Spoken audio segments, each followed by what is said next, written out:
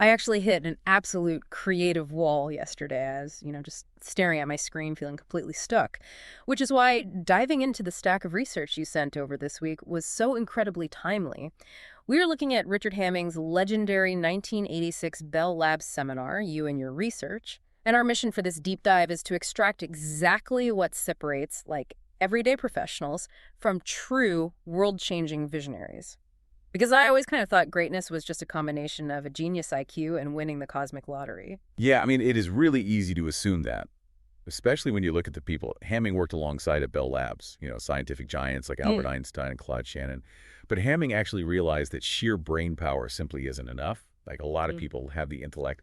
What really sets the visionaries apart is this extreme courage to tackle impossible questions. Right, courage over just raw brains. Exactly. And while luck absolutely plays a role, Hamming echoed Louis Pasteur, noting that luck favors the prepared mind.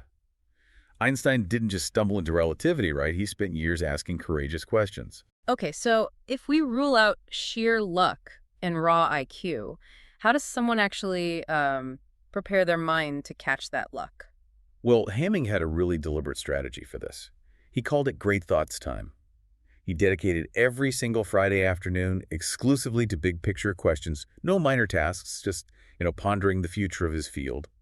But more profoundly, he noticed this crucial pattern about office doors. Oh, office doors, like literally open and closed doors. Literally, yeah. People who worked with their doors tightly closed worked incredibly hard, but they often ended up focusing on the wrong things entirely. While those with open doors got interrupted constantly, sure, but those interruptions gave them vital clues about what the truly important problems actually were. Wait, that feels super counterintuitive. I mean, we are always taught to put our heads down and shut out distractions, but you are saying the distractions are actually the compass? Right, exactly, because isolation breeds irrelevance. The open door connects you to the actual needs of the world around you, which is where the real breakthroughs happen. I see. So working with a closed door might feel productive, but it is basically like sprinting on a treadmill. Like you are sweating and working incredibly hard, but are you actually going anywhere important? You really need the right leverage to tackle those big open door problems. Which actually brings us to today's sponsor, Embersilk. They specialize in finding that exact kind of technological leverage. So if you need help with AI training or automation, integration, or software development, they uncover where AI agents can make the most impact for your business or personal life.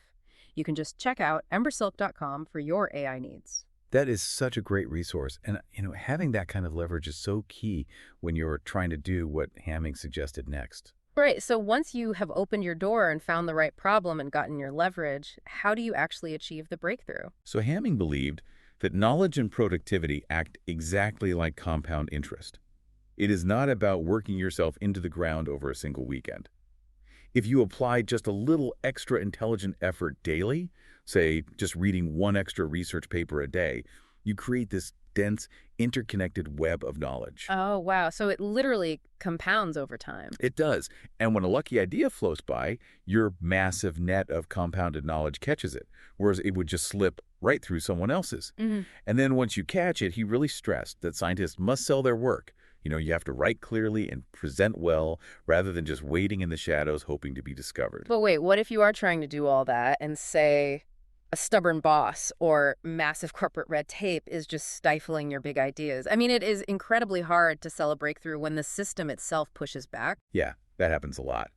But Hamming's absolute rule was to never waste your energy fighting petty wars against the system. He saw so many brilliant people ruin their potential by constantly rebelling over minor bureaucratic slights. Instead, he advised converting defects into assets. You basically reframe the problem so the system actually works for you. Okay, but how does that actually work in practice, though? Well, a great example is that Hamming didn't have access to the main computers at Bell Labs on weekends. So instead of complaining about the bureaucracy, he realized this defect meant he couldn't physically babysit the machine. So he was forced to write programs that could run entirely on their own and catch their own errors. No way, really? Yeah, he accidentally pioneered automated machine learning simply because he couldn't be in the room.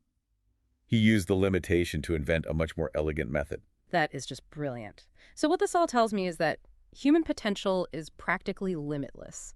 Our ability to solve the future's biggest problems grows immensely when we bravely tackle the important questions and consistently compound our knowledge. There's always a solution if we just frame the problem correctly. It really is a profoundly hopeful way to view our potential as a species. And I hope this deep dive gave you the exact insights you were looking for. I do want to leave you with something to consider for your own schedule, though. If you were to audit your calendar right now, where exactly is your dedicated Great Thoughts time? Such a vital question to leave on. I definitely know I need to schedule mine so I don't hit that creative wall again. We really hope this deep dive gave you the leverage you need for your upcoming work. If you enjoyed this podcast, please subscribe to the show. Hey, leave us a 5-star review if you can. It really does help get the word out. Thanks for tuning in.